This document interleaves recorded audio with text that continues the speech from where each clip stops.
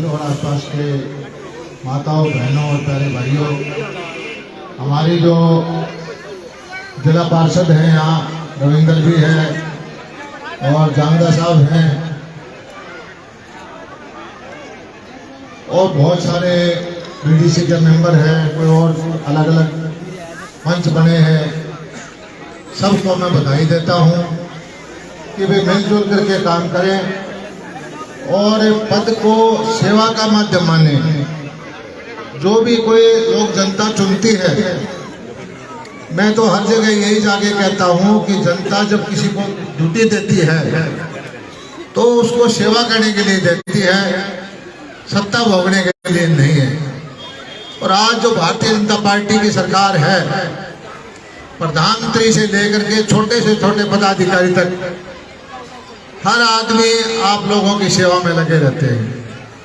आप लोगों ने मुझे सेवा का मौका दिया और मुझे पहल में पूरा आशीर्वाद दिया, मैं विधायक बना। और भाई भारतीय जनता पार्टी ने मुझे हरियाणा के किसानों की, आम जनता जो 2/3 जनता हरियाणा की है, उसकी देखभाल की जिम्मेदारी दी। बनते ही मैं गांव-गांव में आया था और मैंने कहा था कि आप 2 साल के बाद, 3 साल के बाद कहीं भी जाओ, सोनीपत में, रोहतक में, अम्बाड़ा में, ट्रेन में, बस में, सबसे पहले तो मैं ये नहीं कहलवाऊंगा कि लोहारू का एमएलए बेईमान है, लोहारू का एमएलए खराब है। और मैं आपसे ही पूछता हूँ कि आपके जो मैंने कहा था उस पर पूरा उतरा कि नहीं उतरा, आप खुद बता सकते हो। कभी भी कोई एलिगेशन मेरे पर हो, कोई बेईमानी करी हो, कोई जो आम नेता जो करते आए पहले वो काम किया हो, लेकिन मैंने सोचा था कि लोहारू की इज्जत बढ़ाएं, हरियाणा के अंदर लोहारू का मान सम्मान बढ़ाएं और उसके परिणाम अच्छे आए। उसका परिणाम ये आया है कि हरियाणा सरकार के अंदर, खजाने के अंदर जो चीज हम मांगते हैं वो आपको मिलती है। मुख्यमंत्री जी का भी आशीर्वाद है, उनको पता है कि भाई हम जो मांग करते हैं उसमें कोई बेईमानी नहीं होगी, कोई बीच में घपला नहीं होगा, 100/100 पैसा जनता के बीच में जाएगा। और उसी का परिणाम है कि तरह तरह की योजनाएं यहाँ, नहरों के पानी की, बिजली की, पशुपालन की, मछली पालन की, बागवानी की, वो लेके आए और आम जनता को इसको फायदा हुआ। किसानों का ये क्षेत्र है, चाहे किसी पर जमीन है या नहीं है, कोई बिरादरी का हो, किसान वर्ग से जुड़े हुए हैं। किसान चाहे कोई लावणी करता हो, चाहे कोई मजदूरी करता हो, उसके लिए भी हमने बहुत कोशिश की है। यहाँ सबसे ज्यादा संकट है नहरी पानी का। और पिछले 5-6 साल से, जब मैं विधायक नहीं था, जब भी 6 बार मुख्यमंत्री को आपके बीच में लाया और जो पानी की मैंने चर्चा की, क्योंकि 30-40 साल से नहरें बंद पड़ी थी तो लोग मजाक उड़ाते थे मेरा।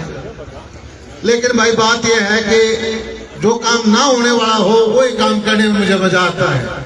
और आप इस चीज के गवाह हो कि जो हमारा हक था, जो नहरें सूखी रहती थी, आज वो भर के चलते हैं। किसान के चेहरे पर खुशी है, फसलें अच्छी हो रही है और धरती का जो पानी नीचे जाना था वो भी कुछ न कुछ फर्क पड़ा है। पानी का, बिजली का। एक चीज आम तौर पे कह देते हैं कि भारतीय जनता पार्टी में किसान दुखी है। भाई देखो मैं बताऊं, किसान भी 2 तरह के हैं। एक तो 90-95% किसान ये बैठे हैं, और भाई एक किसान का नाम पर पर्ची छपवा रहे हैं।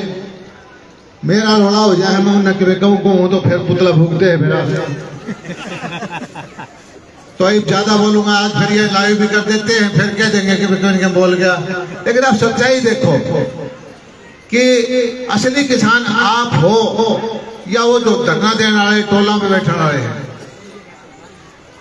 और आप हिसाब लगाओ कि 2014 में सरसों का क्या भाव था, आज के भाव है। धान का क्या भाव था, आज के भाव है।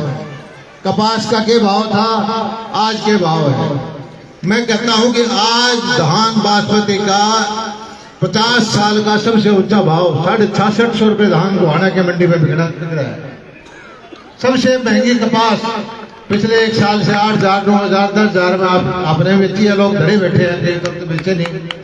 सबसे ऊंची सरसों 6,000 7,000 8,000, हालांकि उनके भाव में जमींदार में बेची नहीं जाती, लेकिन सरसों रखे बैठे हैं। ये परिणाम ये है कि नीति बनाई मोदी जी ने कि पहले बाहर से पाम ऑयल आता था, उसमें भाई घपलेबाजी करा करते नेता। मोदी जी ने उस पर टैक्स लगा दिया तो अपने आप भाव बढ़ गया। इसी तरह कपास का भाव बढ़ गया।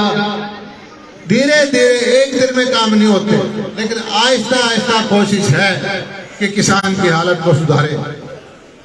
आप देखते होंगे जितने 20-25 साल में ड्रिप लगी है, उतने 2-3 साल में ड्रिप अपने इलाके में लगी है। 85% सब्सिडी है, बगैर कोई रिश्वत दिए, बगैर कोई किसी को किए, सबको पैसा मिलता है। हजारों टैंक खुदे हैं, पहाड़ी पहाड़ी गांव में 400-500 टैंक खुद रहे। उससे क्या होता है कि जमींदार पानी एक बार जब हो भर के रख ले और एक आध पानी की वजह से फसल मरती है तो उससे पानी निकाल के ले ले। ड्रिप इरिगेशन का, माइक्रो इरिगेशन का। और बाजरे का भाव आप बताओ 2014 में क्या था, आज 2350 रुपये है। बाजार में 2000 बिकता है तो कम बिका तो हमने 450 रुपये डाल दिए। पिछली बार 1600-1700 बिका था, हमने 600 रुपये डाल दिए। और मोदी जी ने एक और कल अंतर्राष्ट्रीय जो यूनाइटेड नेशन जनरल असेंबली में प्रस्ताव पास कर दिया। पहले तो क्या था कि योगा हमारा भारतवर्षीय योगा करो, फिर उन्होंने प्रस्ताव पास किया था अगली बार कि ये जो प्राकृतिक सन की एनर्जी है, सोलर एनर्जी, इस पर कर दिया। 70 देशों से प्रस्ताव पास कर दिया कि जो 2023 का साल है इसको भाई मिलेट्स के रूप में, मोटा अनाज बाजरे के रूप में मनाया जाए। और बड़ी लंबी सोच है मोदी जी की। अमेरिका के अंदर, यूरोप के अंदर, कनाडा के अंदर बाजरा पैदा नहीं होता, वहां तो बर्फ पड़े है। और उनको समझाया कि तुम ये मीट मच्छी खाओ सो, तुम ये मैदा खाओ हो, सारे बीमार हो गए, तुम हमारा बाजरा खाओ। अब बाजरे के अंदर मैं बताता हूँ इतने गुण है। माताओं के लिए जो बच्चा पैदा हुआ है उसमें आयरन होता है, उसमें फाइबर होता है। तो ये मोटा अनाज का प्रचार ऐसा कर रखा है। अच्छा, मैंने भी इशारा चाहिए था, मैं भी जुट गया भाई बाजरे के पीछे। मैंने सारे पत्रकार इकट्ठे करे, एक बाजरे का एक्सपर्ट अमेरिका का आया था, उसको बुलाया और 300-400 पत्रकार आपने भी देखा होगा, उनको सबको बाजरे की रोटी खिलाई। अब 27 तारीख वो है, सेशन है। मैंने सबका न्योता दे दिया, सारे MLA, 300 पत्रकार, सारे अफसर। अब मैं दोपहर का खाना मैं खिलाऊंगा और उसमें कोई गेहूं नहीं होगा, कोई चावल नहीं होगा, कोई आलू नहीं होगा, सारा ये मोटा अनाज की चीज होंगी। और उनको एक 200-200 400 रुपए के बाजरे के बिस्कुट, बाजरे के केक, बड़े हुए बाजरे के बंटवाऊंगा। अगर मैं बताता हूँ ये अभियान सफल हो गया हमारा, तो एक कहावत है कि बाजरा जहाज में जाएगा अमेरिका में। और किसको फायदा होगा? दक्षिण हरियाणा के किसान को, बहल के किसान को, राजस्थान के किसान को। सोच सोच के फैसले ले रहे हैं, धीरे धीरे धीरे धीरे धीरे। और इसी तरह से अगर प्रचार रहा, दुनिया बाजरा खाने लग जाएगी। और हम पे मेरी बात सुना, हमारे यहाँ कहाँ गेहूं हुआ करते।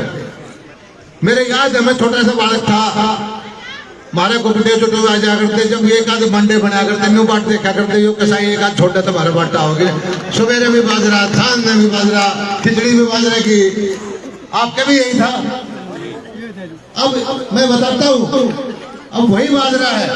गेहूं से ऊंचा तो हमने बिकवा दिया, 23.5 से दबा कर रखा सरकार ने, गेहूं 22 उससे नीचे है। और ये हमारी नीयत ये है कि हमारी पार तो पड़ गई तो बाजरे ने बिल्कुल हवाई जहाज में चलवा देंगे, तब देख लेना। और ये नीतियां बना के काम कर रहे हैं। किसान को कैसे फायदा होगा, गरीब आदमी को कैसे फायदा होगा? पहले वाली सरकार नहीं है भाई। मैं तो कहता हूँ 50-60 साल तक आपने नेता बनाए, कदे MLA बना दिया, कदे मंत्री बना दिया, और छोटे मोटे काम कराते थे, कभी थाना तहसील का, कभी बिजली का। और उसी में शोषण करते हैं। और ये सबसे बड़ा अन्याय मैं कहता हूँ कि गरीब आदमी का फर्स्ट डिवीजन मेरिट वाला बच्चा रोता रहता था, और जिसकी जेब में दम था या नेता का मोटे पेट वाला वो नौकरी ले जाता था। ये हिम्मत का काम किया मनोहरलाल जी ने, छोटा काम नहीं है। ये जो धन्ना सेठ थे, ताकतवर थे, नेता थे, सारे एक तरफ थे, लेकिन भाजपा ने फैसला किया कि गरीब का हक गरीब को मिलेगा, प्रतिभाशाली बच्चे की नौकरी नहीं करने देंगे। आज वही खुशी का परिणाम है कि आज गरीबों के बच्चे लगते हैं। पिछली योजना में एक नीति बना दी हमने कि भाई इन नेताओं से, इन फंडों से पीछा कैसे छूटे। नीति ये बनाई कि घर छांट लो, जिस घर के अंदर नौकरी नहीं है, जिस घर में 20 साल से नौकरी नहीं मिली, इसका मतलब उसकी कोई सुनवाई करने वाला नहीं था। 5 नंबर न्यायालय दे दिए उनको बिना नौकरी। उसका परिणाम यह है कि भारी सरकार में 5 साल में नौकरी लगी, वो सारे 100 में से 70 बच्चे 65 बच्चे ऐसे हैं जिनके घर में पहले कोई नौकरी नहीं थी, और सारे गरीब हैं, सारे बिना सिफारिश वाले हैं। और इसी का परिणाम है, आपने देखा होगा अपने बहल के कौन से नौकरी लग रहे हैं उनको देख लो। तो शाम हल्के के अंदर वहां मैंने हमारी पार्टी की नहीं, लेकिन वहां सबसे ज्यादा ठंडदार तो शाम हल्के के लगे, हमारे बहल के लगे, शिवानी के लगे। और हमने कभी ये नहीं कहा कि आप हमें वोट देना, हमने ये कभी नहीं कहा आप हमारे लिए बस भर के भेजो। हमने ये कहा है जिस माँ बाप के बेटे लगे कि आपका बेटा मेहनत करके लगा है, हमारा काम नीति बनाना है, हमने इसको कोई नाजायज मदद नहीं की। और अब भी नीति बना के काम कर रहे हैं। आपको पता होना चाहिए पिछले 1 साल से हमारे मुख्यमंत्री मनोहरलाल जी सारे परिवारों का हिसाब किताब डाटा ले बैठे, भाई कौन से परिवार में क्या आदमी है, क्या नौकरी पे है, क्या किले जमीन है, क्या आमदनी है। हमने सारे परिवार 29 लाख परिवार, लगभग 1 करोड़ जनता डेयरी छांटी। उस जनता का मतलब यह हो गया कि इनकी आमदनी भाई 1,80,000 से नीचे है। अब नीतियां बना दी, कौशल विकास में नाम चढ़ जाएगा। सबसे पहले नौकरी कौशल डीसी रेट की नौकरी किसको देंगे, जिस बच्चे के परिवार की आमदनी 1 लाख से नीचे। अब इसमें कोई भेदभाव नहीं, किसी को वोट दिया हो, किसी जाति का हो, किसी इलाके का हो, गरीब की कोई जाति नहीं होती। गरीब की एक ही जाति है क्योंकि वो गरीब है, और उसके मदद करना लोकतंत्र के अंदर कल्याणकारी सरकार का हक बनता है कि पहले गरीब है, जो कमजोर है, उसकी मदद करे। तो हमने ये नीति बनाई। अभी उसी डाटा से कौशल विकास निगम में लगने शुरू हो गए। एक बात और बता दो भाई, उसी नीति से हमने पता है कि हाँ गरीब आदमी है, एकदम किसी का हार्ट अटैक आ जाए, कोई बीमारी आ जाए, पड़ोसी से, सेठ साहूकार से 2 रुपए सैकड़ा, 3 रुपए सैकड़ा पूंजी उठा के अस्पताल में जाता है, डॉक्टर उसको लूट लेता है, 2-2, 4-4 लाख कर्जा चढ़ जाता है, जिंदगी भर वो मजदूरी करता है, उसका कर्जा नहीं उतरता। हमें दुख है उस आदमी का कि उसकी जिंदगी, उसके बच्चे भूखे पैसे रहते हैं। उसके लिए योजना बनाई है कि जो बच्चे 29 लाख परिवार हैं, उनके 1,80,000 से आमदनी जो हमने चढ़ा ली, उनके सब के ये बनेंगे हेल्थ कार्ड, जो गोल्डन कार्ड बनते हैं। हरियाणा सरकार अपने खर्चे से बनाओगी, हमारे 600 करोड़ रुपए लगेंगे साल के, कि भाई कोई बीमार हो जाओ 80% उनका इलाज, 5 लाख रुपए तक का इलाज उनका फ्री होगा। तो सारे जाति के लोग उसमें आ जाएंगे। उसके बाद अब जो 1 तारीख से हम योजना बना के आए कि भाई ऐसे 29 लाख परिवार या 1 करोड़ जनता सबके पीले कार्ड बना दो। घर बैठे हम पीले कार्ड बनाएंगे। आप 2-3-4 साल से जहाँ भी जाता हूँ, कभी नायका का जाऊँ, कभी खट्टे का जगह जाऊँ, कभी किसी का ये शिकायत आती है कि हमारे पीले कार्ड नहीं बने। घर बैठे पीले कार्ड बनेंगे भाई, और उन्हीं परिवार पहचान पत्र के माध्यम से सबका डाटा हमने ले लिया कि 60 साल का होते ही घर बैठे पेंशन बनेगी। फार्म भरवाने आपके यहाँ कर्मचारी आएगा, आपको कहीं जाना नहीं पड़ेगा। हम उस प्रथा को बदलना चाहते हैं जो ठोंडा प्रथा थी कि नेताओं के पीछे घूमो, चुने हुए आदमियों के पीछे घूमो। हमने साधुराम को कहा है कि भाई ऐसा है, जो गांव की योजनाएं हैं प्रस्ताव पास कर दे, उसका जो ग्राम दर्शन पोर्टल बना दिया उसमें चढ़ा दे प्रस्ताव पास करके। वहां से चंडीगढ़ से पैसा मैं भिजवाऊंगा, यहाँ से तो करता रहे, किसी का बीच में जाने की जरूरत नहीं। ये काम हमने पूरे हरियाणा के लिए किया है। शहरों के लिए शहर दर्शन के नाम से पोर्टल बना दिया। ये हर चीज को हम कोशिश करते हैं कि बिल्कुल न्याय संगत तरीके से हो और हर आदमी को इसका हक मिले।